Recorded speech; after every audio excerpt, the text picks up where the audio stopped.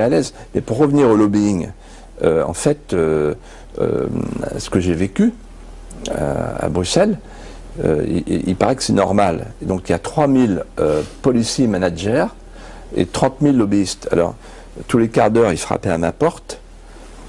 Et ils venaient au nom de l'industrie chimique, etc., du gaz, de toutes les grandes branches. À chaque fois que vous tapez sur votre bouton pour voter, en fait, il y a un lobby derrière. Et donc, l'Europe est un être des abysses. Ce qu'elle craint, c'est la lumière. C'est une zone grise. On ne sait pas qui achète qui. Ce qui est certain, ce que j'ai vu, moi, de mes yeux vus, c'est qu'en fait, les commissaires sont des futurs lobbyistes et les lobbyistes sont des futurs commissaires. Donc, il y a un mélange des genres qui porte à la prise illégale d'intérêt. Et ce à quoi vous avez fait allusion il y a un instant, j'y reviens, c'est une réunion qui a eu lieu le 17 mars 2007, à laquelle j'ai été mêlé par le plus grand des hasards, parce que j'avais des jours en retard, il fallait que je vienne pointer. Donc avec ma carte, je suis rentré, et là, il y avait des nœuds papes partout. Le pape, l'hyperclasse, en fait. Ah bah, c'était top, la super classe invisible, et je reconnais Kissinger. Il y avait Brzezinski, il y avait des grands patrons, Anne Lauvergeon, il y avait avec des petites tables très bien achalandées, et ils parlaient entre eux, puis il y a eu les discours, et je suis resté jusqu'au bout. Et en fait, ce que j'ai compris, c'est que c'était la trilatérale branche Europe. Ils étaient 400. Et il disait qu'il faut détruire les nations. Il disait qu'il faut détruire l'homogénéité des nations. Très intéressant. Pour pouvoir augmenter les marchés. Avoir le marché planétaire de masse.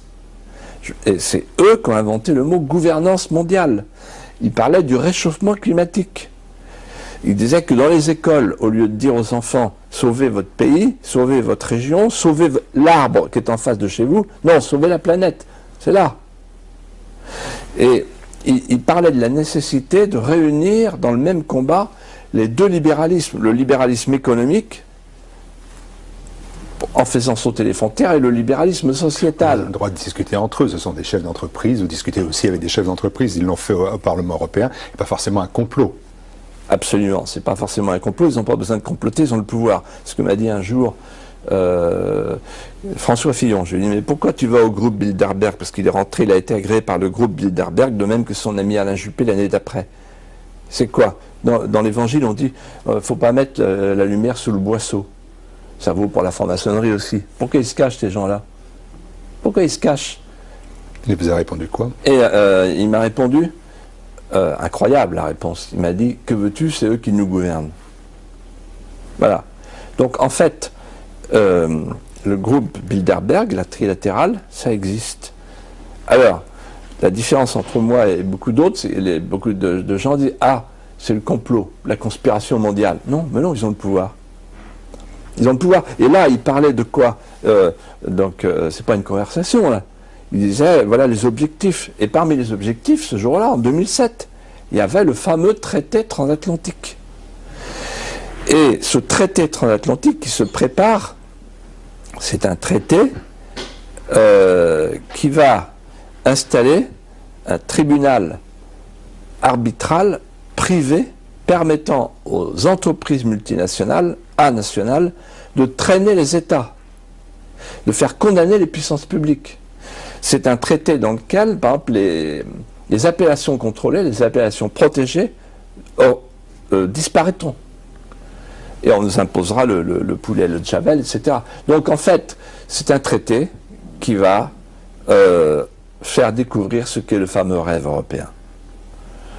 Le rêve européen n'était pas de construire une nation nouvelle à la place des nations défuntes à Maastricht. Le rêve européen, c'était de livrer un espace sans nation, sans gouvernement, sans démocratie, sans limite territoriale, de le livrer au marché planétaire de masse sous clé américaine. Et quand on disait ça, nous les conscrits de Maastricht, des gens comme Séguin, Pasqua, Chevènement et Le Pen, on nous disait vous êtes des menteurs, vous exagérez. En fait, on était En On deçà. était en dessous de la réalité. En deçà.